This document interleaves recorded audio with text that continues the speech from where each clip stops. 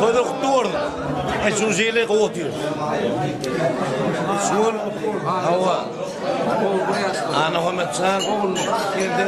Eme Ramazan Çağ'ın buraya açtı. Da doğuyor. Hem tazamasını okuyor. Şu tazamasını eline arın hem Allah'ın kavlu oldu. Hem ne diyeyim? Çağ'ına da oldu. Ömrünü dokmadın. Hem damat toyda olur söyleyin. Bir şunun dönüşünler var, bağışlar var. Tuğulama şeyini dinsel oturuyor. Her kimin ne diyeyim? Hem olsun diye toy oldu. Toyda kutlu olsun. Bollu iyi bir şey lan.